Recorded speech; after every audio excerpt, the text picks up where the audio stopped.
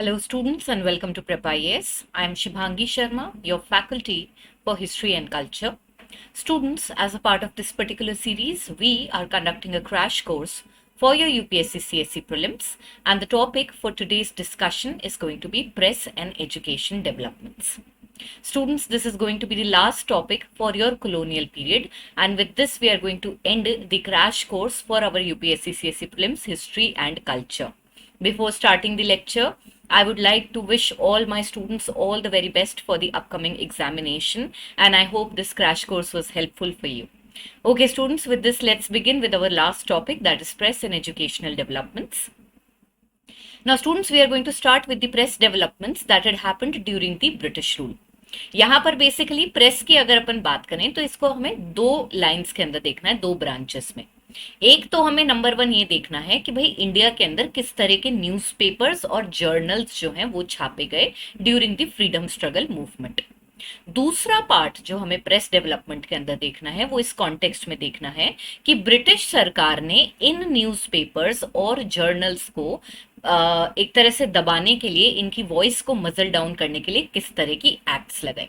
तो यहाँ पे हम इसे कैसे ब्रेक डाउन कर रहे हैं, एक तरफ हम देखेंगे कौन से न्यूज़पेपर्स बन रहे हैं और दूसरी तरफ हम देखेंगे सरकार द्वारा कौन सी एक्ट्स लगाई जा रही हैं जो कि प्रेस की आवाज को बंद कर रही हैं। इस कॉन्टेक्स्ट में स्टूडेंट्स, अगर हम हमारे देश के पहले पेपर की बात करें तो ये 1780 के अंदर पब्लिश होना शुरू हुआ था और इसका नाम था द बंगाल गजेट, जिसको हम कैलकटा जनरल एडवर्टाइजर भी बोलते हैं, और इसको स्टार्ट किया था जेम्स ऑगस्टस हिकी ने। ये जो पेपर है स्टूडेंट्स, आप देखेंगे कि इसको 1872 के अंदर सीज कर लिया गया था। इसके आगे स्टूडेंट्स हम देखते हैं जब एक न्यूज़पेपर डेवलप होने लगा तो उसके बाद में हमारे पास बहुत सारे न्यूज़पेपर्स और जर्नल्स एक के बाद एक पब्लिश होने लग गए। इस कॉन्टेक्स्ट में हमारे पास जो नेक्स्ट इंपॉर्टेंट जर्नल्स और पेपर्स आते हैं students, these include the Bengal journal, the Calcutta chronicle, the Madras courier and the Bombay herald. जैसे ही हमारे पास में ये न्यूज़पेपर्स आने लगते हैं जिनके अंदर हम देखते हैं कि ब्रिटिश रूल के खिलाफ भी आर्टिकल्स छपने लगे हैं, तो गवर्नमेंट जो है एकदम से एक्टिव हो जाती है और कुछ अर्ली रेगुलेशंस लगाती है प्रेस के ऊपर, जिससे कि उनके खिलाफ कोई बात ना करी जा सके। स्टूडेंट्स, अगर अर्ली रेगुलेशंस की बात करें तो यहाँ पर हमारे पास पहली जो एक्ट आती है, this is the censorship of press act 1799। इसको इनेक्ट किया गया था during the tenure of Lord Wellesley, और इसको इसलिए डाला गया था, इसको इसीलिए एक्ट को लगाया गया था जिस वजह से हम फ्रेंच इन्वेजन जो होने वाला है इंडिया को, उसको एंटिसिपेट करते हुए हमने ये रेगुलेशन लगाई थी। सो बेसिकली स्टूडेंट्स, इसके अंदर हम क्या कर रहे थे कि भाई हमने प्री सेंसरशिप कर दी ऑलरेडी, क्योंकि हमें ऐसा लग रहा था कि फ्रेंच इन्वेजन हो सकता है इंडिया का, एंड दैट इज वाई ये हमारे पास एक अर्ली रेगुलेशन बनकर आती है। इसके बाद हमारे पास जो नेक्स्ट इंपॉर्टेंट रेगुलेशन आती है ये 1823 की है और इसको हम सिंपली कहते हैं लाइसेंसिंग रेगुलेशन। लाइसेंसिंग रेगुलेशन जो है स्टूडेंट्स, ये हमारे acting governor general John Adams के अंदर जारी करी गई थी, और यहाँ पर हम देखते हैं उन पर्टिकुलर प्रेस या पब्लिकेशंस की वॉइस को मजल डाउन करने की कोशिश करी गई थी जिनके अंदर रिएक्शनरी व्यूज जो हैं वो छापे जा रहे थे। अगर हम इस एक्ट का नाम पढ़ें तो हमें उससे ही पता चल जाता है कि इसके अंदर नाम दिया हुआ है लाइसेंसिंग रेगुलेशन। इसका मतलब सिंपली ये होता है कि कोई भी हमारे पास प्रेस या पब्लिकेशन है वो बिना लाइसेंस के पब्लिश नहीं कर सकती, अदरवाइज उसको एक क्रिमिनल ऑफेंस माना जाएगा। इसकी वजह से स्टूडेंट्स आप देखेंगे कि राजा राम मोहन रॉय को अपनी मिरत उल अकबर की पब्लिकेशन को स्टॉप करना पड़ गया। लाइसेंसिंग रेगुलेशन जो है स्टूडेंट्स, इसको रिपील किया गया बाय द मेटकाफ एक्ट, जिसको हम प्रेस एक्ट ऑफ 1835 भी बोलते हैं। यहाँ पर इस ऑर्डिनेंस को, जो कि 1823 में पारित हुआ था, इसको रिपील कर दिया गया, और इसी के साथ साथ हम देखते हैं कि इस प्रेस एक्ट ऑफ 1835 के अंदर सिंपली ये बोला गया कि अगर कोई प्रिंटर या पब्लिशर है उसको एक प्रिसाइज प्रेमाइस देना होगा कि भाई मैं किस तरह की चीजों को पब्लिश करने वाला हूं। तो यहाँ पर हम देखते हैं कि जनरली इसी तरह का आपको स्टूडेंट्स एक फलसफा देखने को मिलेगा कि एक एक्ट आएगी जो कि बहुत ऑप्रेसिव है, फिर एक आएगी जो उसको काइंड ऑफ थोड़ा सा मेलो डाउन करेगी, फिर कोई नेक्स्ट जन आएगा वो थोड़ी और ऑप्रेसिव एक्ट लगाएगा, और फिर नेक्स्ट आएगा जो उसको मेलो डाउन करेगा। इसके बाद स्टूडेंट्स आप देखेंगे कि नेक्स्ट हमारे पास लाइसेंसिंग एक्ट आ जाती है 1857 में। ये तो ईयर ही कुछ ऐसा रहा कि यहाँ पर तो प्रेस रेस्ट्रिक्शंस करना बहुत ज़रूरी हो गया था ब्रिटिश गवर्नमेंट के लिए, due to the revolt of 1857। इस वजह से स्टूडेंट्स हम देखते हैं कि बहुत सारी पब्लिकेशंस के ऊपर लाइसेंसिंग रेस्ट्रिक्शन लगाए गए, जिससे कि 1857 रिवोल्ट को कर्ब किया जा सके। इसके बाद स्टूडेंट्स हमारे पास जो नेक्स्ट प्रेस रेगुलेशन आता है वो आता है 1867 के रजिस्ट्रेशन एक्ट के तहत। ये जो एक्ट है स्टूडेंट्स, ये चार्ल्स मेटकाफ की 1835 की एक्ट को जो है रिप्लेस कर देती है, और ये रेगुलेटरी होती है नेचर में, ना कि रेस्ट्रिक्टिव होती है जैसे कि अपने पास 1823 की एक्ट थी। इस एक्ट के अंदर स्टूडेंट्स हमारे को ये प्रोवाइड किया जाता है कि कोई भी किताब या न्यूज़पेपर जो है उसको अपनी प्रिंटर का, पब्लिशर का और उसके अलावा जहाँ पे पब्लिकेशन छप रही है, ये तीन चीज़ें अपनी पब्लिकेशन में छापनी पड़ेंगी। इसके अलावा उनको कुछ कॉपीज लोकल गवर्नमेंट को सबमिट करनी पड़ेंगी with in the 1 month of publication of any particular book. तो 1823 से इसे कंपेयर करें तो वहां पे अगर किसी के पास लाइसेंस नहीं है तो उनका तो काम ही फॉरफिट कर लिया जाएगा। लेकिन यहाँ पर ये रेस्ट्रिक्टिव नहीं बल्कि रेगुलेटरी है, जहां पर रेगुलेशन के तहत हमें देख रहे हैं कि भाई कौन लिख रहा है ये आर्टिकल, कहाँ से छप रही है इस तरह की किताब, और इसकी एक कॉपी आप सरकार को दो, जिससे हम देखें कि कहीं आप कोई सरकार के अगेंस्ट तो बात नहीं लिख रहे हैं। नेक्स्ट स्टूडेंट्स आप देखेंगे कि जब इतने सारे प्रेस रेगुलेशंस आते हैं तो इस टाइम पे बहुत सारे न्यूज़पेपर्स स्प्रैंग अप होते हैं जो कि गवर्नमेंट के इन प्रेस रेस्ट्रिक्शंस के खिलाफ आवाज उठाते हैं। इसमें से कुछ न्यूज़पेपर्स जो हैं उनकी लिस्ट यहाँ आपके सामने स्क्रीन पर है, जिसमें आप देखेंगे कि हमारे पास सुब्रमण्यम अय्यर के द्वारा छापे गए हिंदू और स्वदेश समित्रन है। इसके अलावा स्टूडेंट्स आप देखेंगे कि सुरेंद्र नाथ बैनर्जी जो है उनका जो न्यूज़पेपर था वो है बंगाली। दादा भाई नारोजी की पब्लिकेशन का नाम है वॉइस ऑफ इंडिया। अमृता बाजार पत्रिका को छापा गया था अंडर शिशिर कुमार घोष एंड मोतीलाल घोष। उसके अलावा हमारे पास में है Indian mirror by N Sen. उसके अलावा हमारे पास में बाल गंगाधर तिलक के द्वारा दो पब्लिकेशंस छापी जाती थी, दैट इज केसरी जो कि मराठी लैंग्वेज में थी एंड महारत्ता जो कि इंग्लिश लैंग्वेज में थी। इसके अलावा गोपाल कृष्ण गोखले के अंडर जो पब्लिकेशन आती है वो है सुधारक, और हिंदुस्तान और एडवोकेट को छापते थे जीपी वर्मा। इन सारी पब्लिकेशंस ने क्या किया है, they have raised their voice against the oppressive press restrictions that were imposed by the government. So this is something students that in this context we have studied about these particular publications. इसके अलावा students आप देखेंगे सरकार रुकने वाली तो थी नहीं, अब जब इतने सारे न्यूज़पेपर और छपने लगे हैं और क्लियर कट सरकार की पॉलिसीज के ऊपर सवाल उठा रहे हैं, तो हम देखते हैं आगे जाके और ज़्यादा रेगुलेटरी एक्ट्स आने लगती हैं जिससे कि इन पब्लिकेशंस की आवाज़ को बंद किया जा सके। इसमें स्टूडेंट्स प्रेस रेस्ट्रिक्शंस के तहत जो सबसे पॉपुलर एक्ट आती है वो आती है इन द ईयर 1878, जिसको हम बोलते हैं वर्नैक्युलर प्रेस एक्ट। इसका डिस्कशन हम पिछले लेक्चर्स में काफी बार कर चुके हैं, यहाँ पर हम इसको थोड़ा सा और डिटेल में देख लेते हैं। स्टूडेंट्स अगर हम वर्नाक्युलर प्रेस एक्ट की बात करें तो हमने देखा था कि ये लिटन के टाइम पीरियड के अंदर, लिटन के टेन्योर में इस पर्टिकुलर एक्ट को लागू किया जाता है। यहाँ पर स्टूडेंट्स हम देखते हैं कि वर्नैक्युलर प्रेस एक्ट जो है इसका जो एम था वो ये था कि that we are going to better control the vernacular press and we are going to effectively punish and repress any kind of seditious writings that are talking against the policies of the government. In that context students अगर हम इसके provisions की बात करें तो vernacular press act ये कहती है कि जो हमारे किसी भी एरिया का डिस्ट्रिक्ट मजिस्ट्रेट है उनके पास ये पावर है कि वो किसी भी प्रिंटर या पब्लिशर को किसी भी वर्नैक्युलर न्यूज़पेपर के एक बॉन्ड के तहत उनको अपने साथ गवर्नमेंट अंडरटेकिंग साइन करवा सकते हैं। ये जो अंडरटेकिंग होगी, इसके अंदर उनको ये वादा करना पड़ेगा कि वो कोई ऐसी चीज नहीं छापेंगे जो कि गवर्नमेंट के अगेंस्ट डिसअफेक्शन कॉज करे। इसके अलावा दो रिलीजन के लोगों में, कास्ट के लोगों में या रेस के लोगों में लड़ाई करवा दे। तो यहाँ पर एक पर्टिकुलर अंडरटेकिंग की बात तो ये हुई। इसके अलावा स्टूडेंट्स आप देखेंगे कि इस एक्ट में ये भी प्रोवाइड किया गया कि जो प्रिंटर या पब्लिशर है उसको सरकार के सामने कुछ सिक्योरिटी डिपॉजिट करनी पड़ेगी, जो कि फोरफीट हो सकती है अगर उन्होंने अपने रेगुलेशंस तोड़ दिए, यानी कि उन्होंने गवर्नमेंट के अगेंस्ट या फिर दो कम्युनिटीज के बीच में लड़ाई हो जाए इस तरह की कोई चीज को छाप दिया तो। मोर ओवर स्टूडेंट्स, इनकी सिर्फ सिक्योरिटी फोरफिट नहीं होगी, बल्कि आप देखेंगे आगे जाके इनके प्रेस के जो इक्विपमेंट्स है, छापने की जो मशीनें हैं, उनको भी सीज किया जा सकता है अगर कोई पब्लिकेशन जो है बात नहीं मानती है सरकार की। इस वजह से स्टूडेंट्स हम देखते हैं कि ये जो एक्ट थी बहुत ही रिस्ट्रिक्टिव इन नेचर थी, बहुत ज़्यादा जो है ऑप्रेसिव मानी जा रही थी, और इस वजह से हम इसे गैगिंग एक्ट भी बोलने लगे, यानी कि वो एक्ट जो आपका गला घोट दे।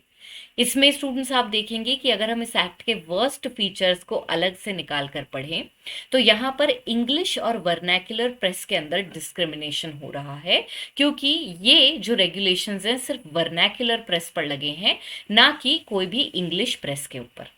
इसके अलावा स्टूडेंट्स आप देखेंगे कि राइट टू अपील, हम देखते हैं कोर्ट्स के अंदर राइट टू अपील नहीं दिया गया था। अगर कोई प्रेस फोरफीट हो गई तो हो गई, आप उसके आगे अपील नहीं कर सकते कोर्ट के अंदर। इसी के तहत स्टूडेंट्स आप देखेंगे कि 1883 के अंदर वर्नैक्युलर प्रेस एक्ट के रेगुलेशंस को तोड़ने की वजह से पहले इंडियन जर्नलिस्ट जो कि इम्प्रिजन होते हैं वो हैं Surendranath Banerjee. Vernacular press act के बाद स्टूडेंट्स हमारे पास एक और रिप्रेसिव एक्ट आती है, जो कि न्यूज़पेपर्स के अंदर जो कंटेंट छप रहा है उसको रेगुलेट करने की कोशिश करती है। ये जो एक्ट है स्टूडेंट्स, इसको हम कहते हैं न्यूज़पेपर एक्ट 1908, और इस पर्टिकुलर एक्ट का एम ये था कि इसको नेशनलिस्ट एक्टिविटीज जो है उनके ऊपर, एक्सट्रीमिस्ट नेशनलिस्ट एक्टिविटी जो है उसके ऊपर रोकथाम लगानी है। इसके अलावा स्टूडेंट्स आप देखेंगे इस एक्ट की वजह से डिस्ट्रिक्ट मजिस्ट्रेट्स के पास ये पावर आ गई थी कि वो किसी भी प्रेस की प्रॉपर्टी को कॉन्फिस्केट कर सकते हैं अगर वो कोई सिडिशियस या फिर कोई ऑब्जेक्शनेबल मटेरियल छाप रहे हैं, जो कि मर्डर या वायलेंस की एक्ट्स में कल्मिनेट हो सकता है। 1908 की न्यूज़पेपर एक्ट के बाद हमारे पास आती है इंडियन प्रेस एक्ट ऑफ 1910, जो कि इस प्रीवियस एक्ट से ज्यादा रिप्रेसिव है और इससे ज्यादा डिस्क्रिमिनेटरी इन नेचर है। यहाँ पर स्टूडेंट्स हम देखते हैं ये जो पर्टिकुलर एक्ट है ये वर्नैक्युलर प्रेस एक्ट के वर्स्ट फीचर्स को रिवाइव करती है, जिसमें हम देखते हैं कि लोकल गवर्नमेंट को पावर दी जाती है कि वो किसी भी प्रिंटर या पब्लिशर से रजिस्ट्रेशन के समय सिक्योरिटी मांग सकते हैं, और अगर वो कोई ऑफेंसिव मटेरियल छाप रहे हैं तो उनकी जो सिक्योरिटी है उसको फोरफीट किया जा सकता है और उस पब्लिशर की प्रेस को डी रजिस्टर किया जा सकता है। इसके अलावा प्रेस एक्ट के तहत हर पब्लिशर को जो है सरकार को अपने न्यूज़पेपर की या अपने जर्नल की 2 copies free of charge provide करनी होंगी, जिससे वो इनके ऊपर कॉन्स्टेंटली आय बनाकर रख सकें। यहाँ पर स्टूडेंट्स आप देखेंगे कि जो हमारी प्रेस एक्ट ऑफ 1908 और 1910 है, ये दोनों की दोनों काफी रिप्रेसिव थी और आगे जाके 1920s के डेकेड में इनको रिपील किया जाएगा। नेक्स्ट स्टूडेंट्स हम देखते हैं कि जब हमारा फर्स्ट वर्ल्ड वॉर का ब्रेकआउट होता है तो उस टाइम पे फिर से एक बार के लिए प्रेस रेस्ट्रिक्शंस लगाए जाते हैं। इस टाइम पर हम देखते हैं पहले तो हमारी 2 प्रेस एक्ट्स थी 1908 और 1910 की, उनको पहले तो रिपील किया जाता है अंडर तेज बहादुर सप्रू। इसका डिस्कशन हमने ऑलरेडी पहले भी कर रखा है और ये 1921 में होता है। लेकिन कुछ ही समय में like with in a decade students हम देखते हैं कि दोबारा से चेंजेस आते हैं। ये चेंजेस खास करके स्टूडेंट्स हमें तब देखने को मिलते हैं जब सिविल डिसोबीडियंस मूवमेंट लॉन्च कर दिया जाता है। सिविल डिसोबीडियंस मूवमेंट की एक्टिविटी को कर्ब करने के लिए हमारे पास 1931 के अंदर आती है इंडियन इमरजेंसी पावर्स एक्ट। और ये जो एक्ट आती है स्टूडेंट्स, आप देखेंगे कि ये प्रोविंशियल गवर्नमेंट्स जो हैं उनको बहुत ज़्यादा पावर देती है, जिससे कि वो कोई भी प्रोपागेंडा रिलेटेड पब्लिकेशंस को सप्रेस कर सकें। इसके बाद स्टूडेंट्स हम देखते हैं कि जब 1939 में सेकेंड वर्ल्ड वॉर शुरू होता है, उस टाइम पर हम देखते हैं डिफेंस ऑफ इंडिया रूल्स और प्री सेंसरशिप के अमेंडमेंट्स और इम्पोजिशंस कर दिए जाते हैं प्रेस इमरजेंसी एक्ट और ऑफिशियल सीक्रेट एक्ट के द्वारा। अगेन स्टूडेंट्स, ज्यादातर इन एक्ट्स का एक ही काम होता है और वो ये होता है कि भाई पब्लिकेशंस और न्यूज़पेपर्स जो हैं इनके ऊपर इतने रेस्ट्रिक्शंस लगा दिए जाएं जिससे गवर्नमेंट के खिलाफ कुछ छाप ना सके। तो यहाँ पे स्टूडेंट्स हमने अपने मेजर न्यूज़पेपर्स और मेजर न्यूज़पेपर्स के अलावा जो हमारे पास सबसे इंपॉर्टेंट प्रेस से रिलेटेड एक्ट्स हैं उनका डिस्कशन कंप्लीट कर लिया। इसी के साथ आगे बढ़ते हैं और अब देखते हैं कि एजुकेशन की अगर हम बात करें तो उसका ब्रिटिश रूल के अंदर किस तरह से डेवलपमेंट हुआ। स्टूडेंट्स, अगर हम एजुकेशन की बात करें तो हमारे यहाँ पे सबसे पहले तो भाई ब्रिटिश ईस्ट इंडिया कंपनी का 1858 तक रूल था। उस कॉन्टेक्स्ट में आप देखेंगे कि स्टार्टिंग में ये एक ट्रेडिंग कंपनी की तरह आए थे और टेरिटोरियल एक्सपेंशन करने के बावजूद इन्हें एजुकेशन के अंदर कोई ज़्यादा इंटरेस्ट नहीं था। लेकिन आगे जाके धीरे धीरे इन्हें ये समझ में आने लगा कि भाई इंडिया के ऊपर अगर हमें ठीक से एडमिनिस्ट्रेशन करनी है तो इंडियंस को हमें एजुकेट करना ही पड़ेगा, वरना हम जो है इनको ठीक से गवर्न नहीं कर पाएंगे। इस कॉन्टेक्स्ट में स्टूडेंट्स, अगर हम एजुकेशनल डेवलपमेंट्स की बात करें तो हम इनको दो ब्रांचेस में तोड़ सकते हैं, that is education under company rule and then we have education under the crown rule. तो पहले हम कंपनी के अंडर कैसे एजुकेशन डेवलप हुई इसका डिस्कशन करेंगे और फिर उसके बाद हम क्राउन में कैसे एजुकेशन डेवलप हुई उसका डिस्कशन करेंगे। कंपनी रूल में स्टूडेंट्स आप देखेंगे कि हमारे पास 3 अर्ली कॉलेजेस का सेटअप होता है। ये जो 3 पॉइंट हैं इसके ऊपर आपको हर ऑल्टरनेटिव ईयर के अंदर एक प्रीवियस ईयर क्वेश्चन मिलेगा ही मिलेगा स्टूडेंट्स। तो ये पर्टिकुलर स्लाइड जो है इसको तो हमें एकदम रट लेना है। मात्र इसके अंदर 3 लाइन लिखी हुई हैं और इन 3 लाइन के ऊपर अगर आप आज भी जाके प्रीवियस ईयर्स देखेंगे तो आप देखेंगे हर दूसरे साल इन 3 पॉइंट्स के ऊपर क्वेश्चन है। यहां पर स्टूडेंट्स आप देखेंगे सबसे पहले हमारे पास 1781 के अंदर वॉरेन हेस्टिंग्स की गवर्नर जनरलशिप के अंडर बनता है कैलकटा मदरसा, जिसके अंदर मुस्लिम लॉ और उससे रिलेटेड सब्जेक्ट्स की टीचिंग्स को इम्पार्ट किया जाता है। उसके बाद हमारे पास 1791 के अंदर जोनाथन डंकन के सुपरविजन के तहत बनता है संस्कृत कॉलेज, जो कि बनारस में बनता है। यहाँ पर स्टूडेंट्स हम देखते हैं कि हिंदू लॉ और फिलॉसफी जो है इसकी टीचिंग्स को इम्पार्ट किया जाता है। इसके बाद स्टूडेंट्स 1800 में हमारा फोर्ट विलियम कॉलेज बनता है, जिसको लॉर्ड वेल्सले सेटअप करते हैं, जिससे कि सिविल सर्वेंट्स को ट्रेन किया जा सके इंडिया की लोकल लैंग्वेजेस और कस्टम्स में। हाउएवर स्टूडेंट्स हम देखते हैं कि विद इन 2 इयर्स इसको बंद कर दिया जाता है। इसके बाद स्टूडेंट्स आप देखेंगे कि पहली बार एजुकेशन के कॉन्टेक्स्ट में प्रॉपर गवर्नमेंट पॉलिसीज लाने की जो शुरुआत है वो होती है चार्टर एक्ट 1813 के द्वारा। यहाँ पर स्टूडेंट्स आप देखेंगे कि बहुत सारे Indians socio religious reform movements के तहत एजुकेशनल डेवलपमेंट्स जो हैं इसकी डिमांड बार बार करने लगे। इसमें जो सोशल रिफॉर्मर सबसे ज्यादा एजुकेशन के कॉन्टेक्स्ट में गुहार लगाते हैं वो है हमारे पास राजा राम मोहन रॉय। राजा राम मोहन रॉय जब बार बार सरकार को ये कहते हैं कि भाई आप एजुकेशन के कॉन्टेक्स्ट में कुछ पॉलिसीज लेकर आए, इस वजह से हम देखते हैं फाइनली इनके एफर्ट्स कल्मिनेट होते हैं और 1817 में कैलकटा कॉलेज जो है उसे सेटअप किया जाता है, जो कि इंग्लिश एजुकेशन और उसके अलावा वेस्टर्न ह्यूमैनिटीज और साइंसेस जैसा करिकुलम इम्पार्ट करता है। स्टूडेंट्स, ये जो पर्टिकुलर कॉलेज है इसको राजा राम मोहन रॉय और उनके एजुकेटेड बंगाली एसोसिएट्स ही मिलकर सेटअप करते हैं, लेकिन गवर्नमेंट उनको इसे सेटअप करने की परमिशन दे देते हैं। इसके अलावा स्टूडेंट्स आप देखेंगे कि इस एक्ट के बाद में हमारे पास में 3 संस्कृत कॉलेज कैलकटा, दिल्ली और आगरा में भी स्प्रैंग अप हो जाते हैं। इसके बाद में स्टूडेंट्स हम देखते हैं कि अब जो है हमारे पॉलिटिकल लैंडस्केप के अंदर एजुकेशन को लेके हीटेड डिबेट्स होने लगी हैं कि भाई इंडियंस की जो एजुकेशन है उसको किस तरह से आगे लेकर जाएं। इस कॉन्टेक्स्ट में हमारे पास दो ग्रुप्स बैठे हैं, एक तो है ओरिएंटलिस्ट और एक है एंग्लिसिस्ट।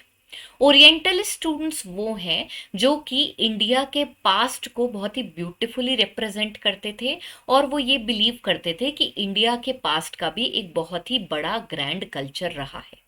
एंग्लिसिस्ट्स की अगर हम बात करें तो उनमें एक तरह से रेशियल सुप्रीमेसी थी, जो ये बिलीव करते थे कि वेस्टर्न सिविलाइजेशन के कंपैरिजन में इंडिया के कल्चर को कंपेयर नहीं किया जा सकता, ये लोग बारबेरिक हैं और इनको वेस्टर्न एजुकेशन के अंदर ट्रेन करना चाहिए। इसी कॉन्टेक्स्ट में इन दोनों के बीच में कंट्रोवर्सी हो जाती है कि भाई इंडियंस के लिए जो एजुकेशन सिस्टम लेकर आना है उसमें हम किस तरह से टीचिंग को इम्पार्ट करें। यहाँ पर स्टूडेंट्स आप देखेंगे कि इनकी एक कमिटी बैठती है, that is general committee on public instruction, जहां पर ओरिएंटलिस्ट और एंग्लिसिस्ट जो हैं आपस में डिबेट कर रहे हैं। एंग्लिसिस्ट अपना आर्ग्यूमेंट ये देते हैं कि गवर्नमेंट की स्पेंडिंग एजुकेशन पे जो है वो एक्सक्लूसिवली मॉडर्न स्टडीज जो कि वेस्टर्न करिकुलम के बेसिस पर हैं उन पे होनी चाहिए, उसके अलावा हमें कोई खर्चा नहीं करना चाहिए। जबकि ओरिएंटल्स कहते हैं कि भाई हम ये समझते हैं कि वेस्टर्न साइंसेस और लिटरेचर जो है वो आगे जाके जॉब्स के लिए इंडियंस को प्रिपेयर करने के लिए बहुत इम्पॉर्टेंट है, लेकिन इसी के साथ साथ इनकी जो ट्रेडिशनल इंडियन लर्निंग है उसके ऊपर भी एम्फोसिस होना चाहिए, so that the natives of the country are aware about their own culture and civilisation. जब इनकी ये कंट्रोवर्सी चल रही होती है स्टूडेंट्स, इसको सॉल्व किया जाता है via the minute that is put forward by Thomas Babington Macaulay in the year 1835। जब ये माइन्यूट आता है स्टूडेंट्स तो हम देखते हैं कि ये डिबेट सेटल होती है in the favour of the Anglicists over Orientals. यहाँ पे जो कंपनी है वो ये डिसीजन लेती है कि ब्रिटिशर्स जो हैं वो ये प्लान कर रहे हैं कि हम एक स्मॉल सेक्शन ऑफ अपर और मिडिल क्लास को वेस्टर्न एजुकेशन के अंदर ट्रेन करेंगे, जिससे कि वो होंगे तो Indian in blood and colour, but उनके टेस्ट्स, ओपिनियंस, मॉरल और इंटेलेक्ट जो है वो इंग्लिश हो जाएगा। अब ये जो नई क्लास बनेगी who are Indian in race but English in taste, ये जो लोग हैं ये इंटरप्रेटर्स की तरह काम करेंगे between the government and the masses. Further students हम देखते हैं कि ये डाउनवर्ड फिल्ट्रेशन थ्योरी को भी पॉइंट आउट करते हैं, जिसमें ब्रिटिश सरकार या फिर हमारी जो कंपनी है वो ये कह रही है कि हम ये जो छोटी सी एजुकेटेड मिडिल क्लास खड़ी करेंगे ये वर्नैक्युलर लैंग्वेज में इन वेस्टर्न साइंसेस और लिटरेचर को बाकी मासेस में पढ़ाने लगेगी और धीरे धीरे ये नॉलेज ट्रिकल डाउन कर जाएगी even towards the lowest sections of society. However, students, the downward filtration theory was something that was not at all practical in nature और आगे जाके इसके ऊपर काफी ज्यादा डिबेट्स एंड डिस्कशंस होते हैं। इसके अलावा स्टूडेंट्स हम देखते हैं कि हमारे पास एक स्पेसिफिक पर्सनालिटी है जिनका नाम है जेम्स थॉमसन। जेम्स थॉमसन की अगर हम बात करें तो he was the lieutenant governor of the North Western Frontier Provinces between 1843 to 53। इन्होंने अपनी गवर्नरशिप के टेन्योर के तहत एक कॉम्प्रिहेंसिव विलेज एजुकेशन की स्कीम बनाई, जिसमें वर्नैक्युलर लैंग्वेजेस के माध्यम से बच्चों को एजुकेट किया जाना था। इसके बाद में स्टूडेंट्स हम देखते हैं कि हमारे पास आता है Charles Woods dispatch of 1854। Charles Wood dispatch of 1854 के अंदर स्टूडेंट्स डाउनवर्ड फिल्ट्रेशन थ्योरी के अंदर जो फ्लॉज हैं उनको एक्सेप्ट कर लिया जाता है और इनको रेप्यूडिएट कर दिया जाता है, यानी कि इनको खत्म करने की बात करी जाती है। लेकिन यहाँ पे मैंने एक पॉइंट और लिखा है, that is at least on paper, यानी कि in reality downward filtration theory जो है उसको अभी भी काफी सारे ऑफिसर्स मान रहे थे। Instead Charles Wood dispatch of 1854 ये कहता है कि गवर्नमेंट ऑफ इंडिया जो है वो रिस्पॉन्सिबिलिटी अज्यूम करेगी मासेस के एजुकेशन के लिए और डाउनवर्ड फिल्ट्रेशन थ्योरी का सहारा नहीं लेगी। इस कॉन्टेक्स्ट में स्टूडेंट्स हम देखते हैं कि ये एजुकेशनल इंस्टीट्यूशंस की एक हायरार्की लागू करते हैं, जिसमें सबसे पहले हमारे प्राइमरी स्कूल्स आते हैं जहां पर मीडियम ऑफ इंस्ट्रक्शन आपकी वर्नैकुलर यानी कि आपकी मदर टंग के अंदर होगा। ये जो प्राइमरी स्कूल्स थे ये गांव-गांव के अंदर सेटअप करे जाने थे और ये बॉटम लेवल था हमारे एजुकेशनल इंस्टीट्यूशन का। इसको फॉलो अप करते हैं स्टूडेंट्स हमारे एंग्लो वर्नैक्युलर हाई स्कूल्स, जिनके अंदर हम देख रहे हैं कि मिक्स है इंस्ट्रक्शन का, वर्नैक्युलर और इंग्लिश दोनों मीडियम्स यूज किए जाएंगे टू इम्पार्ट एजुकेशन। जब कोई स्टूडेंट हाई स्कूल कंप्लीट कर लेता है तब हम देखते हैं कि उस एरिया में एक अफिलिएटेड कॉलेज होगा डिस्ट्रिक्ट लेवल पर, जहां पर आप देखेंगे आपको फर्दर डिग्रीज मिलती हैं, और उससे नेक्स्ट लेवल पे हमारे पास अफिलिएटेड यूनिवर्सिटीज होंगी जो कि प्रेसिडेंसी टाउन्स के अंदर बनाई जाएंगी, that is Calcutta, Bombay and Madras. तो यहाँ पे टॉप लेवल पे अपने पास यूनिवर्सिटी हो गई, फिर हमारे पास उससे अफिलिएटेड कॉलेजेस हो गए, उसके नीचे हमारे पास हाई स्कूल हो गया, और उसके नीचे हमारे पास प्राइमरी स्कूल हो गया, और इस बेसिस पर जो है हमें एजुकेशन इम्पार्ट करनी थी। प्राइमरी और हाई स्कूल के लेवल पर हम देखते हैं वर्नैक्युलर लैंग्वेजेस का यूज हो रहा है, लेकिन यूनिवर्सिटी और कॉलेजेस में स्ट्रिक्टली इंग्लिश एजुकेशन इम्पार्ट करनी थी। Charles Wood dispatch of 1854 students ये कहता है, जैसा कि मैंने आपको बताया, कि हायर स्टडीज के लिए यानी कि कॉलेज और यूनिवर्सिटी लेवल पे मीडियम ऑफ इंस्ट्रक्शन इंग्लिश होना चाहिए, जबकि school that is primary and high school level पर medium of instruction vernacular languages में भी हो सकता है। इसके अलावा स्टूडेंट्स आप देखेंगे कि फीमेल एजुकेशन के ऊपर भी स्ट्रेस किया गया as a part of the Charles Wood dispatch of 1854, और इसके अलावा हम देखते हैं वोकेशनल एजुकेशन और टीचर्स ट्रेनिंग प्रोग्राम के ऊपर भी स्ट्रेस किया गया। वोकेशनल एजुकेशन क्या होती है स्टूडेंट्स? जिसके अंदर डायरेक्टली हम कोई जॉब ओरिएंटेड कोर्स करना शुरू कर देते हैं, जैसे मान लीजिए कोई कंप्यूटर का कोर्स कर लिया एटसेट्रा। तो यहाँ पर कंप्यूटर वाली बात तो नहीं है, आज के कॉन्टेक्स्ट में मैंने आपको बताया कि भाई वोकेशनल डिग्रीज क्या होती हैं। इसके अलावा स्टूडेंट्स आप देखेंगे कि चार्ल्स वुड डिस्पैच जो है इसने एक और पॉइंट पुट फॉरवर्ड करा, और वो ये था कि एजुकेशन जो कि गवर्नमेंट इंस्टीट्यूशंस के अंदर इम्पार्ट करी जाएगी वो कंप्लीटली सेक्युलर होगी, किसी भी वे में रिलीजियस स्टडीज को इम्पार्ट नहीं किया जाएगा। इसके अलावा स्टूडेंट्स हम देखते हैं कि इन्होंने ग्रांट्स का सिस्टम भी एनकरेज किया, जिससे कि प्राइवेट स्कूल्स और कॉलेजेस भी खोले जा सकें। चार्ल्स वुड डिस्पैच ऑफ 1854 के बाद में स्टूडेंट्स हम देखते हैं इतने सारे प्रोविजंस और खास करके ग्रांट्स मिलने की वजह से हमारे पास में बहुत सारे इंस्टीट्यूशंस का सेटअप होता है। इसके तहत स्टूडेंट्स हम देखते हैं कि 1857 में कैलकाटा, बॉम्बे और मद्रास के अंदर जो है यूनिवर्सिटीज आ जाती हैं, और इसके अलावा हम देखते हैं हर प्रोविंस के अंदर डिपार्टमेंट ऑफ एजुकेशन का सेटअप हो जाता है। इसके अलावा स्टूडेंट्स आप देखेंगे कि फीमेल एजुकेशन के लिए स्पेसिफिकली हमारे पास में बेथुने स्कूल का फाउंडेशन होता है, जिसको कैलकाटा में 1849 में स्टार्ट करते हैं जेईडी बेथुने, और ये हमारा फर्स्ट पावरफुल मूवमेंट है for the education of women, और इसके लिए कैंपेनिंग 1840 से 50s के बीच में काफी ज्यादा हुई थी। इसके बाद स्टूडेंट्स हम देखते हैं 1857 के बाद जो है क्राउन टुक ओवर कर लेता है, और अब जो भी एजुकेशनल डेवलपमेंट्स होंगे वो क्राउन के अंडर होने वाले हैं।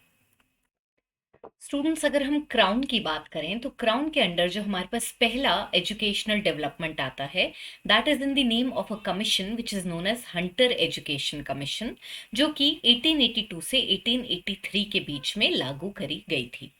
इस कमीशन के तहत स्टूडेंट्स जो हमारे पास रिकमेंडेशंस आए, these include an emphasis on the state special care that is required for the extension and improvement of primary education.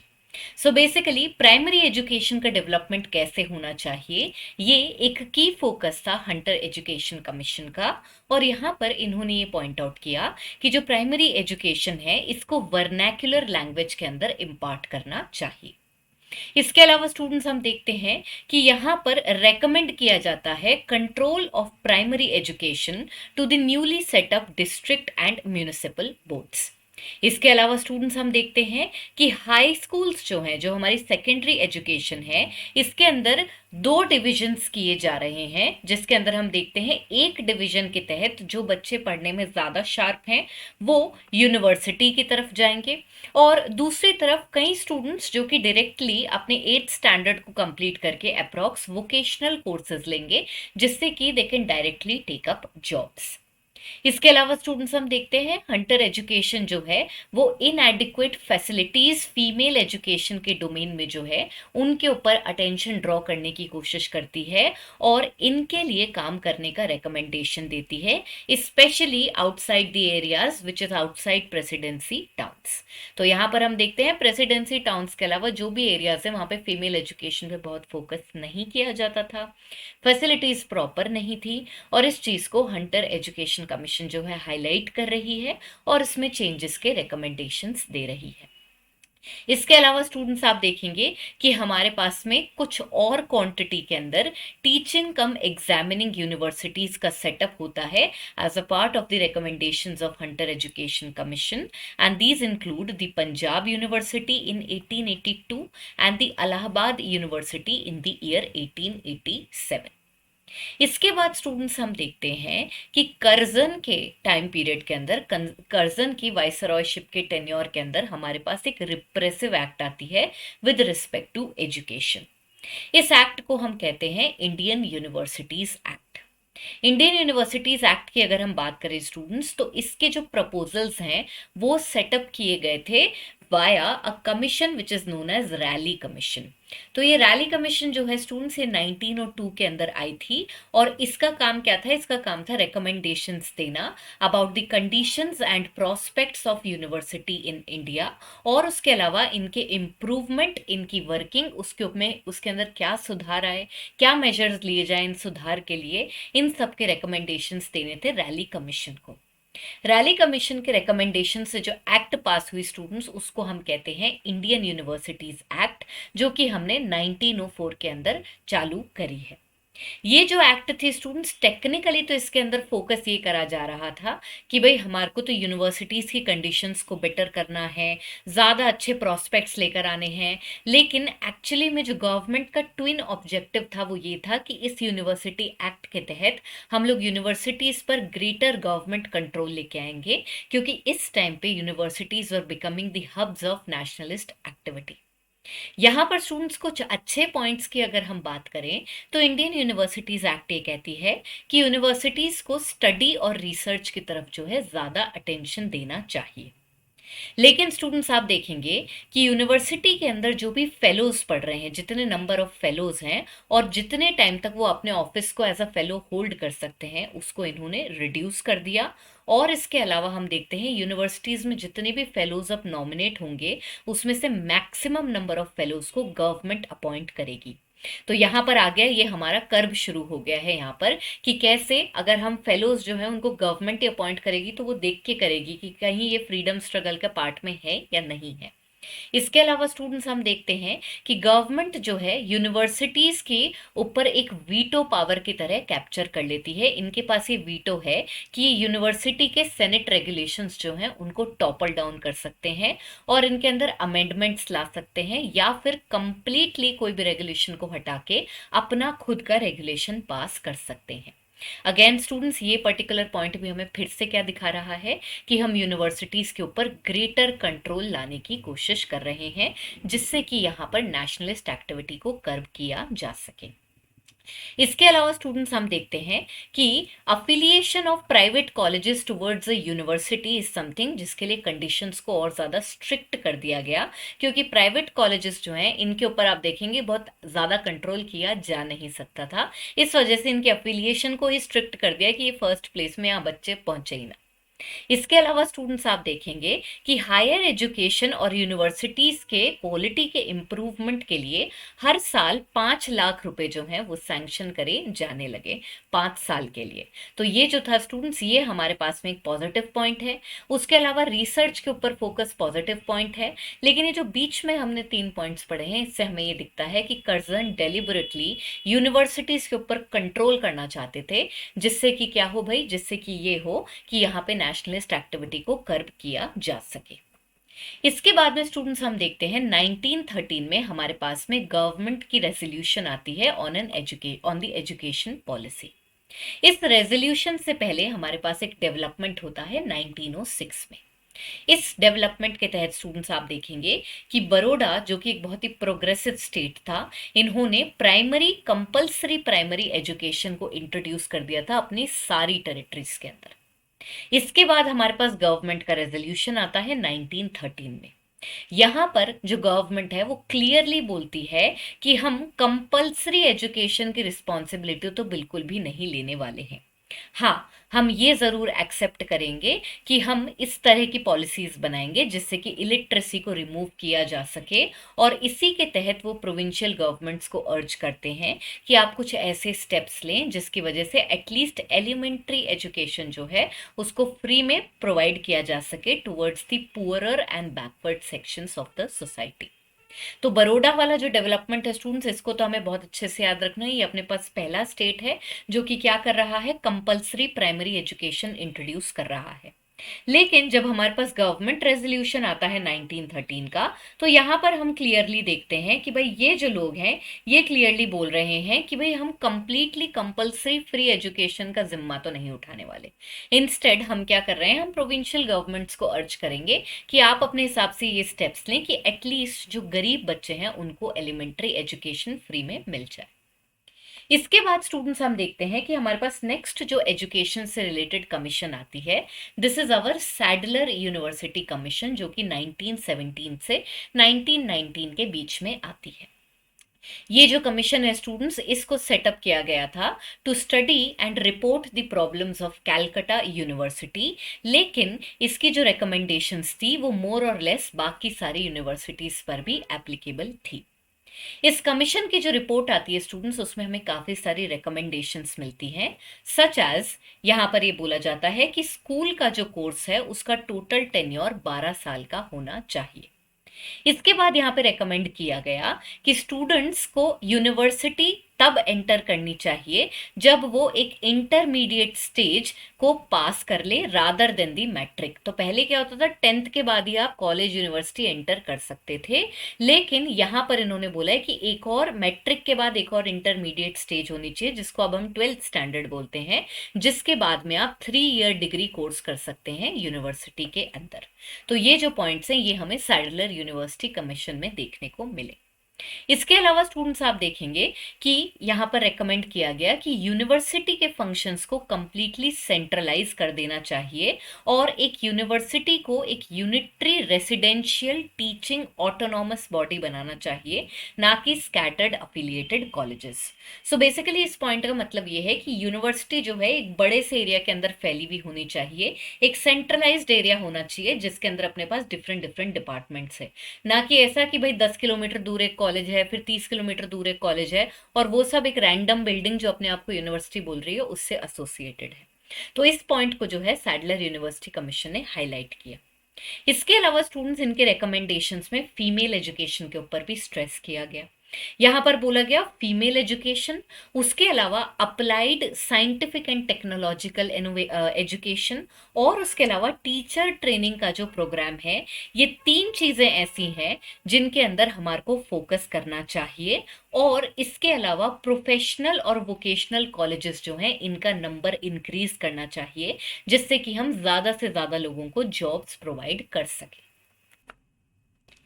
Sadler university commission के बाद स्टूडेंट्स हम देखते हैं कि हमारे पास में गवर्नमेंट ऑफ इंडिया एक्ट 1919 की वजह से प्रोविंशियल एग्जीक्यूटिव लेवल पर क्या हो जाता है, डायरकी इंट्रोड्यूस हो जाती है, जिसमें हम देख रहे हैं कि एक तरफ तो हमारे पास गवर्नर और उनके एग्जीक्यूटिव काउंसिल है और दूसरी तरफ हमारे पास रूल है पॉपुलर मिनिस्टर्स का। भाई इस कॉन्टेक्स्ट में स्टूडेंट्स हम देखते हैं कि जब डायरकी इंट्रोड्यूस होती है, इस टाइम पर मॉन्टेग्यू क्लेम्सफोर्ड रिफॉर्म्स के तहत एजुकेशन को एज अ सब्जेक्ट जो है वो प्रोविंशियल मिनिस्ट्रीज के हाथ में दे दिया जाता है और सेंट्रल गवर्नमेंट जो है वो एजुकेशनल मैटर्स में डायरेक्ट इंटरेस्ट लेना बंद कर देती है। तो यहाँ से फ्रॉम 1919 ऑनवर्ड स्टूडेंट्स आप देखेंगे कि education now is a subject of provinces and the union is not really interested in getting it expanded all together. Keeping that in mind, students, in 1929 we have another committee that is coming up to suggest recommendations in the field of education. ये जो committee है students, इसका नाम है हार्टॉग committee, और इसका जो primary focus था वो था towards primary education. However students, इन्होंने साथ में ये भी पॉइंट आउट किया कि इसका मतलब ये नहीं है कि हम हेस्टिली बहुत ज़्यादा एक्सपेंशन और कंपल्शन कर दे प्राइमरी एजुकेशन के तहत. यहाँ पर इन्होंने पॉइंट आउट किया कि सिर्फ वो स्टूडेंट्स जो कि इंटेलिजेंट हैं या डिजर्विंग हैं उन्हीं को हाई स्कूल और इंटरमीडिएट स्टेज की जो एजुकेशन है वो मिलनी चाहिए. बचे हुए जो एवरेज स्टूडेंट्स हैं उनको सिंपली डाइवर्ट कर देना चाहिए वोकेशनल कोर्सेज की तरफ after 8th standard, so that वो कोई ना कोई जॉब करने के लायक हो जाए. इसके अलावा स्टूडेंट्स आप देखेंगे कि यूनिवर्सिटी एजुकेशन के स्टैंडर्ड्स को इम्प्रूव करने के लिए हार्टॉग कमिटी ने ये रेकमेंड किया कि एडमिशन्स को रिस्ट्रिक्टेड कर दें, जिससे सिर्फ क्वालिटी स्टूडेंट्स जो हैं वो यूनिवर्सिटीज को एंटर कर पाए. हार्टॉग कमिटी के बाद स्टूडेंट्स नेक्स्ट हमारे पास आती है 1944 के अंदर sergeant plan of education. Sergeant plan of education की स्टूडेंट्स अगर हम बात करें तो यहाँ पर आप देखेंगे सार्जेंट जो हैं वो गवर्नमेंट के एजुकेशनल एडवाइजर रहे थे. इनकी अगर हम बात करें तो ये जो पर्टिकुलर प्लान है इसको वर्कआउट किया गया था under the aegis of the central advisory board of education in the year 1944. यहाँ पे अगर इस प्लान ऑफ एजुकेशन के रिकमेंडेशंस की बात करी जाए तो इसमें सबसे पहले प्राइमरी एजुकेशन की बात करी गई है. यहाँ पर ऐसा कहा गया कि हमारे पास प्री प्राइमरी एजुकेशन भी होनी चाहिए जिसमें 3 से 6 साल के एज ग्रुप के जो बच्चे हैं उनको ट्रेन किया जा सके. इसके अलावा एलिमेंट्री एजुकेशन के कॉन्टेक्स्ट में ये कहा गया कि 6 से 11 साल की एज ग्रुप के जो बच्चे हैं उनको फ्री, यूनिवर्सल और कंपल्सरी एलिमेंट्री यानी कि प्राइमरी एजुकेशन प्राप्त होनी चाहिए. हाई स्कूल एजुकेशन जो कि 11 से 17 ईयर्स के एज ग्रुप के स्टूडेंट्स के लिए थी, इसमें सिलेक्टेड स्टूडेंट्स ही हैं जिनको हाई स्कूल की तरफ जाना चाहिए और उसके बाद और कम स्टूडेंट्स हों जो कि यूनिवर्सिटी में 3 ईयर कोर्स डिग्री लेने जाए. इसके अलावा स्टूडेंट्स आप देखेंगे कि हाई स्कूल्स जो हैं इनके लिए बोला गया कि भाई ये 2 टाइप के होंगे, जिसके अंदर हमारे पास एकेडमिक लेवल के हाई स्कूल्स हैं, एकेडमिक एंड टेक्निकल एजुकेशन के, और दूसरे हमारे पास वोकेशनल हैं. क्योंकि अगर मान लीजिए कोई स्टूडेंट है जो बहुत ज़्यादा ब्राइट नहीं है तो उनको 8th क्लास के बाद डाइवर्ट कर दिया जाता था towards vocational studies so that they are able to take up any jobs in the future. तो यहाँ पर स्टूडेंट्स हम देख रहे हैं कि कैसे एक तो प्री प्राइमरी एजुकेशन का इंट्रोडक्शन हो रहा है. उसके अलावा हम क्या देख रहे हैं कि कैसे हाई स्कूल के अंदर 2 डिवीजन किए गए हैं, एकेडमिक टेक्निकल एक तरफ और वोकेशनल एक तरफ. एकेडमिक टेक्निकल के अंदर रिस्ट्रिक्टेड नंबर ऑफ स्टूडेंट्स जाने चाहिए और बाकी जो स्टूडेंट्स हैं उनको वोकेशनल स्टडीज जो हैं इनकी तरफ डायरेक्ट करने की बात करता है सार्जेंट प्लान. इसके अलावा स्टूडेंट्स आप देखेंगे कि हमारे पास में एडिक्वेट लेवल पर टेक्निकल, कमर्शियल और आर्ट्स की एजुकेशन हो, इसका रिकमेंडेशन भी किया गया वाया दिस पर्टिकुलर प्लान, और इसके अंदर इंटरमीडिएट कोर्सेज के अबॉलिशन की बात करी गई. एक चीज जिसके ऊपर लगभग हर एजुकेशन कमीशन फोकस कर रही है वो है टीचर ट्रेनिंग, क्योंकि if you do not train the teachers properly it will be highly likely that the students that are produced are also not up to the mark. Keeping that in mind, students, there is a stress on teachers training. Apart from that, students, you will see that there is a stress on physical education and education of the physically and mentally handicapped people. यहाँ पर students ये जो specially abled लोग हैं इनकी education का जो provision है ये हमें सार्जेंट प्लान ऑफ एजुकेशन में स्पेसिफिकली देखने को मिल रहा है. इस वजह से इस पॉइंट को आप अच्छे से याद रखेंगे, इसके ऊपर डायरेक्ट स्टेटमेंट बेस्ड क्वेश्चन बनकर आ सकता है. इसके बाद में स्टूडेंट्स आप देखेंगे कि अगर हम वर्नैक्युलर एजुकेशन की बात करें तो यहाँ पे हमने एक स्पेसिफिक इसकी टाइमलाइन बना ली है कि कैसे वर्नैक्युलर एजुकेशन जो है वो टाइम बाय टाइम उसका डेवलपमेंट हो. इस कॉन्टेक्स्ट में स्टूडेंट्स आप देखेंगे that between the years 1835 to 1836 to 1838 we see that there is a report that was published under the aegis of William Adams on vernacular education in Bengal and Bihar। और ये जो reports थी जो कि इन 3 सालों के अंदर टुकड़ों में पब्लिश हुई हैं, इनके अंदर हम देखते हैं कि वर्नैक्युलर एजुकेशन सिस्टम के डिफेक्ट्स को पॉइंट आउट किया गया। इसके बाद स्टूडेंट्स आप देखेंगे कि जो हमारा एक डेकेड है बिटवीन 1843 टू 53, इस बीच में हम देखते हैं कि हमारे पास में एक जने हैं जेम्स जोनाथन, जो कि नॉर्थ वेस्टर्न प्रोविंसेस यानी कि यूनाइटेड प्रोविंसेस जो हैं उनके अंदर एक्सपेरिमेंट्स कर रहे हैं। और इन एक्सपेरिमेंट्स के तहत ये एक गवर्नमेंट स्कूल खोलते थे एज अ मॉडल स्कूल हर एक तहसीलदार के अंदर, और यहाँ पर वो देखते थे कि भाई हमारे पास में रिस्पॉन्स किस तरह का आ रहा है। इसके अलावा जो दूसरे एक्सपेरिमेंट इन्होंने वर्नैक्युलर स्कूल्स के तहत किए हैं वो ये किए हैं कि एक नॉर्मल स्कूल के अंदर वो टीचर्स ट्रेनिंग भी कराया करते थे वर्नैक्युलर स्कूल्स में, और फर्दर इसके क्या इम्पैक्ट रहेंगे इनको अपने एक्सपेरिमेंट्स के कॉन्टेक्स्ट में रिकॉर्ड कर रहे थे। इसके बाद स्टूडेंट्स हम देखते हैं कि 1853 के अंदर एक फेमस माइन्यूट आता है जिसके अंदर हमारे जो वाइसरॉय, हमारे जो गवर्नर जनरल बैठे हैं लॉर्ड डेलहाउसी, वो ये पॉइंट आउट करते हैं कि वर्नैक्युलर एजुकेशन जो है इसको डेफिनेटली हमारे को प्रमोट करना चाहिए। तो ये इसके फेवर में है और ये एक बहुत ही स्ट्रॉन्ग ओपिनियन जो है इनका आ रहा है। इसके अलावा स्टूडेंट्स हम देखते हैं नेक्स्ट हमारे पास आया था वुड्स डिस्पैच ऑफ 1854, जहां पे हमने क्लियर कट देखा था कि वर्नैक्युलर एजुकेशन जो है यानी कि मदर टंग के अंदर जो एजुकेशन है इसको 2 लेवल पर इम्पार्ट करने की बात करी गई थी, that is on our primary education level and on our high school education level. यहाँ पर ये पॉइंट आउट किया गया कि भाई वर्नैकुलर एजुकेशन की वजह से स्टैंडर्ड्स इंप्रूव होंगे, बच्चे अगर अपनी मातृभाषा में कोई चीज सीखेंगे तो वो उसको जल्दी समझ पाएंगे। इसके अलावा हम देखते हैं कि गवर्नमेंट एजेंसी की सुपरविजन जो है वर्नैकुलर एजुकेशन को इम्पार्ट करने के लिए रखी जाए, इसको भी प्रोविजन की तरह रखा गया था चार्ल्स वुड डिस्पैच ऑफ 1854 में। इसके अलावा वर्नैकुलर एजुकेशन को प्रमोट करने के लिए टीचर ट्रेनिंग के ऊपर फोकस किया गया था as a part of Charles Wood dispatch of 1854। Apart from that students आप देखेंगे दैट बिटवीन 1854 टू 71 गवर्नमेंट जो है उन्होंने सेकेंडरी और वर्नैकुलर एजुकेशन जो है इसके ऊपर काफी ज्यादा फोकस किया। इनफैक्ट स्टूडेंट्स आप देखेंगे सेकेंडरी एजुकेशन के अंदर वर्नैकुलर के रोल के ऊपर भी ऑलरेडी 1854 से ही फोकस होना शुरू हो गया था।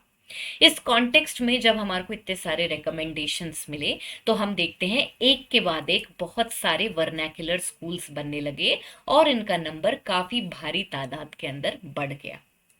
इसके अलावा स्टूडेंट्स आप देखेंगे कि 1882 के अंदर आती है हमारे पास में हंटर कमीशन। हंटर कमीशन की स्टूडेंट्स हमने बात करी थी कि इसने स्पेशल एफर्ट्स लिए कि मैं किस तरह से वर्नैकुलर एजुकेशन जो है इसको एक्सटेंड कर सकूं और इसको इम्प्रूव कर सकूं। इस कॉन्टेक्स्ट में स्टूडेंट्स हम देखते हैं कि मास एजुकेशन की बात होती है और मास एजुकेशन जो है इसको वर्नैकुलर लैंग्वेज के अंदर इम्पार्ट करने की बात करता है हंटर कमीशन। और अगेन पॉइंट ये है कि अगर हम कोई चीज अपनी मदर लैंग्वेज में सीखते हैं, मदर टंग में सीखते हैं, तो उसको कॉम्प्रिहेंड करना थोड़ा ज्यादा आसान हो जाता है। इसके अलावा स्टूडेंट्स हम देखते हैं कि 1904 के अंदर जो हमारे पास एजुकेशन पॉलिसी आई थी वो फिर से वर्नैकुलर एजुकेशन के ऊपर स्ट्रेस करती है और इसको प्रमोट करने के लिए फाइनेंशियल ग्रांट्स भी एक्सटेंड करती है। नेक्स्ट स्टूडेंट्स हमने पढ़ा था कि 1929 में हमारे पास हार्टॉग कमिटी आई थी। इस हार्टॉग कमिटी ने एक प्राइमरी एजुकेशन की ग्लूमी पिक्चर को प्रेजेंट किया था और इस कॉन्टेक्स्ट में इन्होंने फिर इस बात पे फोकस किया कि भाई वर्नैकुलर लैंग्वेज जो है इसको प्रमोट करिए जिससे कि बेटर रिजल्ट्स आ पाए। इसके बाद स्टूडेंट्स हम देखते हैं कि 1937 में वर्नैकुलर स्कूल्स जो हैं उनको कांग्रेस मिनिस्ट्रीज की तरफ से भी एनकरेजमेंट मिला। फ्रीडम स्ट्रगल के तहत हम देखते हैं वैसे भी हम नेशनलिस्ट लाइंस के ऊपर जो है एजुकेशन का डेवलपमेंट करना चाहते थे और इसी वजह से इस कॉन्टेक्स्ट में वर्नैकुलर स्कूल्स जो हैं इनको हमारे जो लोकल लीडर्स हैं उन्होंने भी काफी ज्यादा प्रमोट करने की कोशिश करी। तो यहाँ पे स्टूडेंट्स हम देखते हैं कि हमारा वर्नैक्युलर एजुकेशन का जो डेवलपमेंट है वो एक टाइमलाइन के तहत किस तरह से डेवलप हुआ, कौन से ऐसे कमीशंस आए जिन्होंने इसको सबसे ज़्यादा प्रमोट करने की कोशिश करी, इनके ऊपर आप मेजरली फोकस करेंगे। इसी के साथ स्टूडेंट्स अपना लास्ट डेवलपमेंट देखते हैं, and this development is going to be in the context of technical education. इसकी स्टूडेंट्स अगर हम बात करें तो इस कॉन्टेक्स्ट में दो हमारे पास जो अर्लीस्ट इंजीनियरिंग कॉलेजेस आते हैं, उसमें पहला है 1847 का, that is the engineering college eight Roorkee. इसके बाद स्टूडेंट्स नेक्स्ट हमारे पास में जो इंजीनियरिंग कॉलेज आता है वो 1856 में आता है, and this is the Calcutta college of engineering.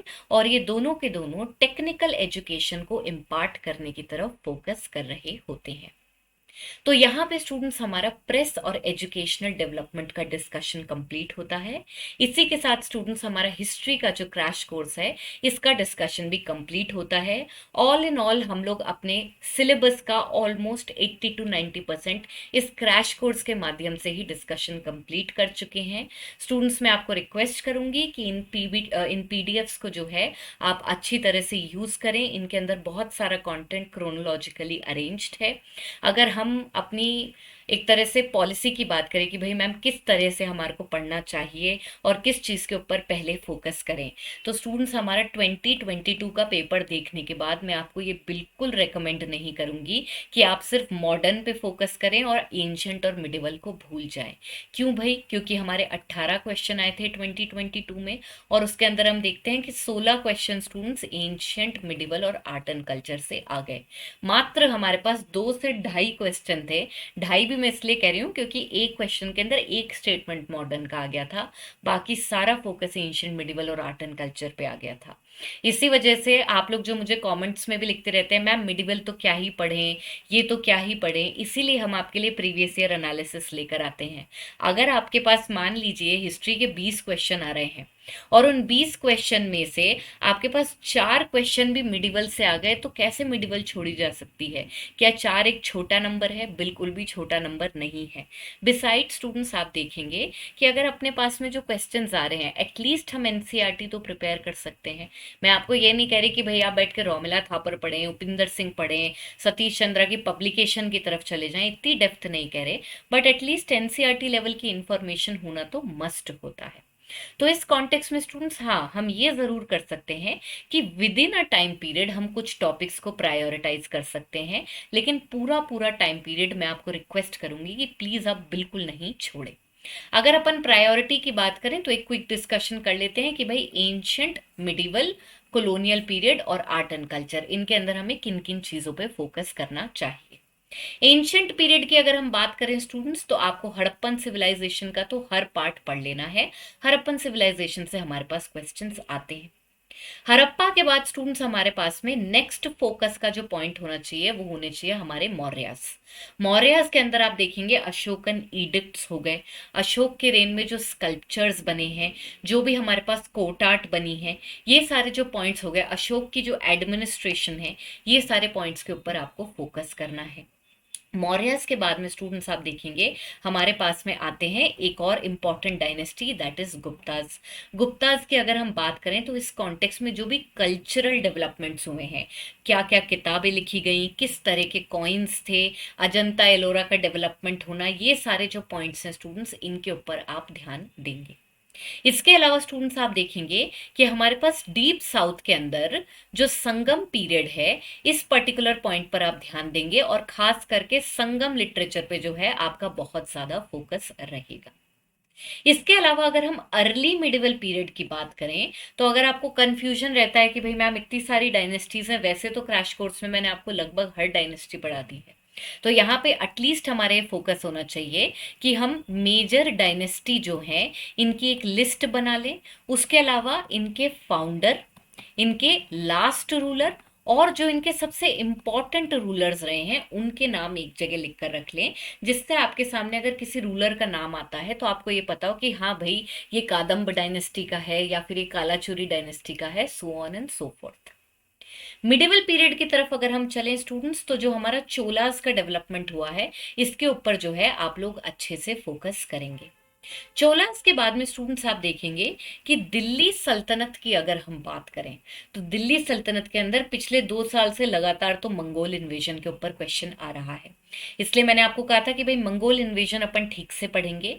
इसके अलावा स्टूडेंट्स अलाउद्दीन खिलजी के अंडर जो एक्सपेंशंस हुए हैं उनके ऊपर आप पॉलिटिकल डेवलपमेंट्स के कॉन्टेक्स्ट में फोकस कर सकते हैं। कल्चरल डेवलपमेंट्स तो हमें कहीं भी नहीं छोड़ने हैं क्योंकि वो आर्ट एंड कल्चर का पार्ट होते हैं। तो कल्चरल डेवलपमेंट्स आप कहीं नहीं छोड़ रहे हैं, चाहे वो दिल्ली सल्तनत के हों चाहे वो मुगल्स के हों, उनके ऊपर आप ध्यान देंगे। इसके अलावा स्टूडेंट्स दिल्ली सल्तनत के अलावा अपने पास क्या है भाई, विजयनगर और बहामनी किंगडम है। विजयनगर और बहामनी किंगडम की एक एक लाइन, कौन से इनमें रूलर्स थे, कौन से हमारे पास फॉरेन ट्रैवलर्स इस टाइम पर आए, ये सब आपको बहुत अच्छे से पढ़ना है। विजयनगर के ऊपर क्वेश्चन आते ही आते हैं। मुगल्स की अगर हम बात करें स्टूडेंट्स तो मुगल्स की पॉलिटिकल हिस्ट्री को ऑल टुगेदर छोड़ा जा सकता है, लेकिन इनके अंदर जो कल्चरल डेवलपमेंट्स हो रहे हैं, जैसे कि मान लीजिए अकबर के अंडर इबादत खाना बना, या अकबर ने अपना खुद का रिलीजन शुरू किया, या अकबर ने जजिया कब अबॉलिश किया, या फिर अगर हम औरंगजेब की बात करें तो भाई औरंगजेब जो है उन्होंने तुलादान झरोका दर्शन खत्म करा दिया। इस तरह के जो पॉइंट्स हो गए, चारों जो अपने मेन मुगल रूलर्स हैं अकबर, शाहजहां, जहांगीर और औरंगजेब, इनकी रेन में किस तरह की किताबों के ट्रांसलेशन हुए, ये जो पॉइंट्स होते हैं इनको अपन कल्चरल डेवलपमेंट कहते हैं और ये हमारे को नहीं छोड़ने हैं। इसलिए जब आप कहते हैं मैम मिडिवल छोड़ दे क्या, नहीं, आप मिडिवल की पॉलिटिकल हिस्ट्री छोड़ सकते हैं। कल्चरल हिस्ट्री तो आर्ट एंड कल्चर का पार्ट है, तो आपको उस पॉइंट को जरूर याद रखना है। और फिर आपके पास में भाई योग वशिष्ठ वाला क्वेश्चन आया था कि नहीं आया था, तो वो कहाँ से है, मिडिवल इंडिया से ही तो है वो क्वेश्चन। तो इस तरह के पॉइंट्स आर्ट एंड कल्चर का पार्ट होते हैं, इनको आपको जरूर ध्यान रखना है। मराठास का जो टॉपिक है उसके लिए मैं आपको कहूंगी मराठास आप छोड़ सकते हैं, मिडिवल के अंदर बहुत ही कम क्वेश्चन आते हैं। ज्यादा से ज्यादा जो फोकस आप करेंगे वो शिवाजी की एडमिनिस्ट्रेशन पे कर लेंगे, बाकी पॉइंट्स को आप छोड़ सकते हैं। इसके बाद में स्टूडेंट्स कॉलोनियल पीरियड की अगर हम बात करें तो यहाँ पर एक ही चीज है, ऑल, कुछ भी नहीं छोड़ना। देखिए कॉलोनियल पीरियड है ही कितना सा, हमारे पास में 1757 के अंदर बैटल ऑफ प्लासी हो रहा है और 1947 के अंदर हमारे को इंडिपेंडेंस मिल जाती है। अगर हम कॉलोनियल डेवलपमेंट्स की बात करें तो हमारे पास में फ्रीडम स्ट्रगल और उससे पहले के डेवलपमेंट्स को मिला के अगर आप मात्र 10 दिन भी दे रहे हैं और एक क्रैश कोर्स देख के भी अगर आपने इस कंटेंट को एक जगह अरेंज कर लिया तो इसका रिवीजन करने में बहुत टाइम नहीं लगता। इसलिए एंशंट और मिडिवल में आप स्ट्रैटेजी लगाएं, कुछ टॉपिक्स को आप छोड़ सकते हैं, लेकिन कॉलोनियल पीरियड के अंदर कुछ भी नहीं छोड़ना है। हर टॉपिक उतना ही इंपॉर्टेंट है। आप प्रीवियस ईयर देख के अंदाज नहीं लगा सकते कि किस टॉपिक के ऊपर क्वेश्चन आएगा या किस टॉपिक पर नहीं आएगा। मान लीजिए 2-3 साल से किसी भी एडमिनिस्ट्रेटिव एक्ट पे क्वेश्चन नहीं आ रहा और पता चले अगले साल 3 क्वेश्चन आ गए, तब हम क्या करेंगे। इस वजह से स्टूडेंट्स यहाँ पर हमें किसी भी टाइम पीरियड को नहीं छोड़ना है, हमारे को टॉपिक्स के अंदर अंदाज लगाना है, ठीक है ये करने लायक है ये नहीं करने लायक है। अब आते हैं आर्ट एंड कल्चर की तरफ। आर्ट एंड कल्चर की स्टूडेंट्स अगर हम बात करें तो art and culture is an intrinsic part of ancient and medieval. Art and culture कोई नया सब्जेक्ट नहीं है कि हिस्ट्री और पॉलिटिकल साइंस हो गए। अगर मुगल्स के अंडर कोई पॉलिटिकल एडमिनिस्ट्रेशन चल रही है, कोई इकोनॉमी फ्लरिश कर रही है, तो कल्चर भी तो फ्लरिश कर रहा है। तो हमने सिर्फ उस पैराग्राफ को अलग से हटा दिया और उसको आर्ट एंड कल्चर का नाम दे दिया, तो ये कोई नया टॉपिक नहीं है, ये होता हिस्ट्री का ही पार्ट है। तो आर्ट एंड कल्चर के डोमेन में स्टूडेंट्स आप देखेंगे कि एक तो अपने पास रिलीजियस डेवलपमेंट्स के तहत जैनिज्म और बुद्धिज्म जो है इसको आपको बहुत अच्छे से पढ़ के रखना है। जैनिज्म और बुद्धिज्म के अलावा हमारे पास में भक्ति और सूफी मूवमेंट जो है, इन दोनों टॉपिक्स के ऊपर हमने ऑलरेडी बहुत डिटेल डिस्कशन किया है। उन स्लाइड्स पे जाएं और उनको रट लें एकदम। इसके अलावा स्टूडेंट्स आप देखेंगे जैनिज्म, बुद्धिज्म और भक्ति सूफी के अलावा हमारे पास में क्या है, हमारे पास में टेम्पल आर्किटेक्चर है। टेम्पल आर्किटेक्चर के अलावा इंडो इस्लामिक आर्किटेक्चर में आप थोड़ी रेस्ट्रिक्टेड अप्रोच रखेंगे, हिसाब से हमें जितने पॉइंट्स याद हो जाए देखिए हम कोशिश करेंगे, लेकिन टेम्पल आर्किटेक्चर में जितने पॉइंट्स याद करें उतने कम है। इसके अलावा स्टूडेंट्स आप देखेंगे कि हमारे पास पेंटिंग्स हैं।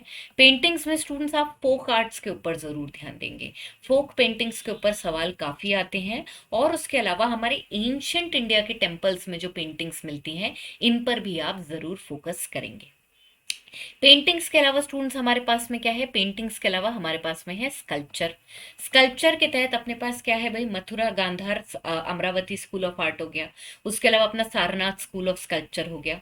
तो ये सारे जो पॉइंट्स हैं, इनके अंदर किस तरह से बुद्धा को रिप्रेजेंट किया जाता था और कौन से फेथ डिपिक्ट किए जाते थे, इनको आपको ठीक से याद रखना है। प्रिलिम्स में ही नहीं, मेंस में भी स्कल्पचर्स के क्वेश्चन काफी ज्यादा आते हैं। नेक्स्ट स्टूडेंट्स, अगर हम कोर आर्ट एंड कल्चर के टॉपिक्स की बात करें तो अपने पास क्या क्या आता है, अपने पास आते हैं classical and folk dances and classical and folk music. इन दोनों टॉपिक्स की अगर हम बात करें तो मैंने आपको बताया था कि हमारे पास एक लैंडमार्क ईयर था 2018। इससे पीछे जाएं तो ये टॉपिक्स ज्यादा आते थे, ये टॉपिक्स कम आते थे। लेकिन 2018 के बाद से कंटिन्यूअस ट्रेंड चल रहा है कि टॉप वाले जो टॉपिक्स हैं इनके ऊपर ज्यादा ध्यान हो रहा है। लेकिन यूपीएससी समय की तरह साइक्लिकल है नेचर में स्टूडेंट्स। जो बच्चे अंदाज लगाते रह जाते हैं वो अंदाज ही लगाते रह जाएंगे, उनके पास पढ़ने का तो टाइम है ही नहीं, वो तो सिर्फ टेक्निक बनाते रहते हैं ऑल द टाइम। और टेक्निक से नहीं स्टूडेंट्स, थोड़ा सा आपको पेशेंस रख के हार्ड वर्क करना पड़ेगा। यहाँ पे अपने पास कोई शॉर्टकट नहीं है। आप किसी भी टॉपर का इंटरव्यू सुनेंगे, किसी भी अच्छे सिंसियर स्टूडेंट से बात करेंगे, वो आपको बोलेंगे स्ट्रेटजी पढ़ने के बाद बनती है, ना कि पढ़ने से पहले। तो पहले एक बार को सब कुछ पढ़ना होता है और फिर एंड में स्ट्रेटजी बनाई जाती है कि अब यार ये लास्ट के 2 महीने में मैं क्या क्या याद करूं। तो इस कॉन्टेक्स्ट में अपन ने ऑलरेडी शॉर्ट में डिस्कशन किया है डांस और म्यूजिक का। तो इन पॉइंट्स को भी आप याद रखें कि भाई अगर पिछले 5-6 साल से क्वेश्चन नहीं आ रहे तो हो सकता है इस बार आ जाए। ओके, तो इस कॉन्टेक्स्ट में आर्ट एंड कल्चर के अंदर तो अपने पास जो मेजर थीम्स हैं उन पे हम फोकस करेंगे। इसके अलावा स्टूडेंट्स अब आता है role of current affairs. Current affairs की अगर हम बात करें तो मैंने आपको लगभग पूरे क्रैश कोर्स के टाइम पे बार बार ये बात बताई है कि भाई करंट अफेयर्स जो हैं वो आजकल हिस्ट्री से अलग नहीं है। हिस्ट्री ऑल दो स्टैटिक है नेचर में, लेकिन अगर मान लीजिए किसी पर्टिकुलर हिस्टोरिकल पर्सनैलिटी की बर्थ या डेथ एनिवर्सरी आ रही है, फॉर इंस्टेंस हम देख रहे हैं स्वामी दयानंद सरस्वती जो है, इनकी 20th एनिवर्सरी हमारे पास आई, जिसकी वजह से न्यूज़पेपर में दयानंद सरस्वती जो है इनका बहुत ज्यादा अपने को पब्लिकेशन देखने को मिल रहा है। तो चांसेस हैं भाई कि हो सकता है इनके ऊपर ये क्वेश्चन आ जाए बन के कि ये कौन थे, इन्होंने क्या काम किया, क्या ऑर्गेनाइजेशन इन्होंने बनाई, क्या किताबें इन्होंने लिखी। इसी तरह से करंट अफेयर्स आपके लिए क्यों होते हैं कि भाई पेपर के अंदर किस तरह के क्वेश्चन आ सकते हैं। तो किसी हिस्टोरिक पर्सनालिटी की बर्थ या डेथ एनिवर्सरी, किसी पर्टिकुलर जगह को यूनेस्को वर्ल्ड हेरिटेज साइट का टैग मिल रहा है या इंटेंजिबल कल्चरल हेरिटेज का टैग मिल रहा है या फिर जीआई टैग मिल रहा है, तो वो इंपॉर्टेंट हो जाते हैं। प्राइम मिनिस्टर नरेंद्र मोदी अगर कहीं पर जाकर आ रहे हैं, किसी टेम्पल को विजिट कर रहे हैं या कोई और रिलीजियस प्लेस को विजिट कर रहे हैं, तो वो हमारे लिए इम्पॉर्टेंट हो जाती है। अगर कोई डिबेट या कंट्रोवर्सी शुरू होती है किसी हिस्टोरिकल टॉपिक को लेके, तो वो टॉपिक हमारे लिए इम्पॉर्टेंट हो जाता है। तो इस कॉन्टेक्स्ट में करंट अफेयर्स जो हैं उनके ऊपर भी बहुत ज़्यादा नहीं in comparison to other subjects, but हाँ थोड़ा बहुत हमारा फोकस होना चाहिए, जिससे हमें ये आइडिया हो जाए कि भाई आर्ट एंड कल्चर के अंदर अभी पॉपुलरली क्या चल रहा है और हम उस अकॉर्डिंग प्रिपरेशन करें। तो यहाँ पे स्टूडेंट्स हमारा एक छोटा सा स्ट्रैटेजी वाला डिस्कशन भी कंप्लीट होता है। With this I am done. All the best, all the very best to all my students for your upcoming examination. I hope you all do very well for your paper. Thank you so much again. Thank you so much for joining me.